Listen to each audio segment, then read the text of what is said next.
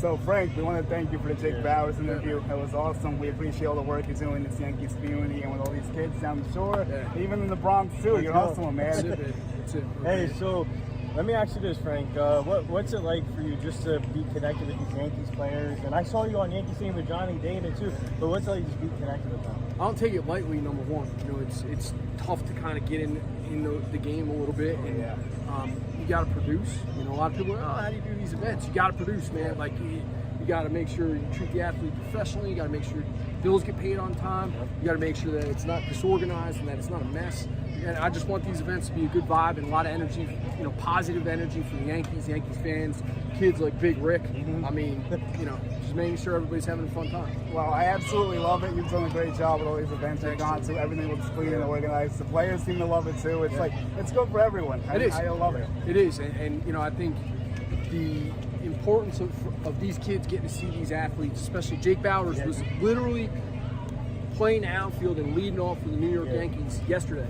And today he was hanging out with 200 kids, signing every autograph, signing hats, signing beat up Little League baseballs the way it should be. You know? And you can't even make this stuff up. Like, it's a dream seeing all this come to fruition. And you talk about Paul O'Neill too. That was a great event also. Like, you're just rolling it. Paul O'Neill, the Stone Pony, man. Right? That's like I as a kid though. Think about that. I went to the Stone Pony as a teenager. I watched Paul O'Neill on TV. He was one of my favorite Yankees. And now I'm hosting the guy at the Stone Pony. You know, dude, it's fun. It's fun. You give back, we try to give back a lot to the community, a lot to charity. And we got to have you come to our events next. So that's my friend. We got to get you up. We got to get you two to come to our events at Woodbridge. But what do you tell our fans? What do you have coming up next? Anything brewing? Nothing brewing yet. I mean. Brewing right there. I absolutely love that. That was as non-planned as it gets. Did you plan that? You planned that? That was a good one. I gotta give you props. You guys need to be on ESPN tonight, man. Yes Network, hire these guys.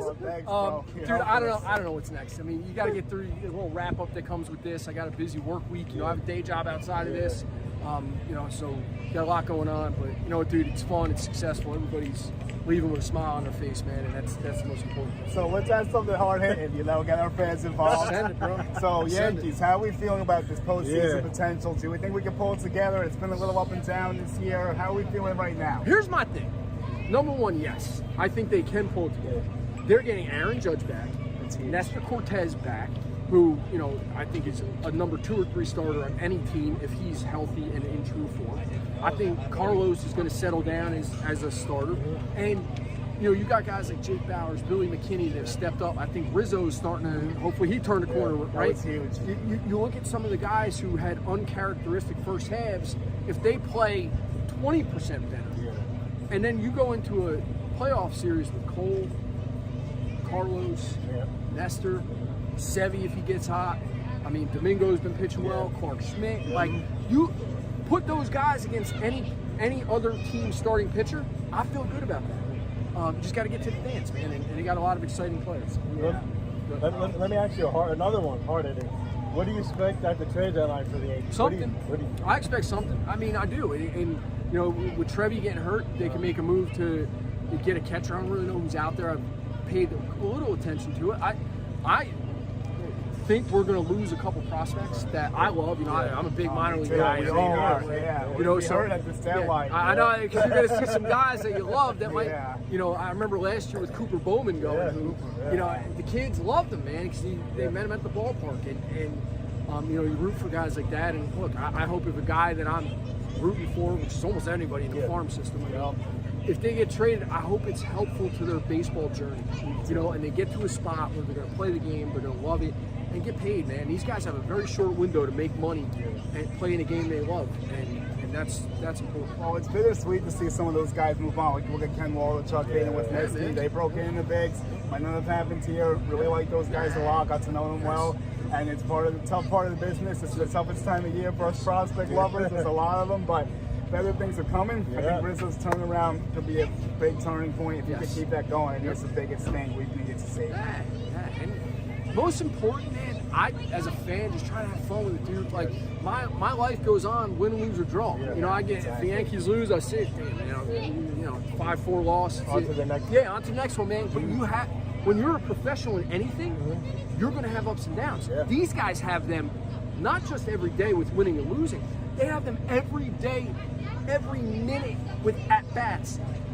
You get a pitch that you should have hit to right field that you pop up to the pitcher. You're thinking about that pitch for the next 2 weeks. Yeah. Your head will explode. So they have to go pitch to pitch, and that's, you know, as fans, we get a little ridiculous. Yeah, I'll take a quote from Aaron Boone. You got to turn the page quickly. You do, man. Like, if you've ever worked in a career where you have high stakes on the line every day, which a lot of people haven't, like, you have to be able to say, like, shoot, man, like, I used to work in politics and government.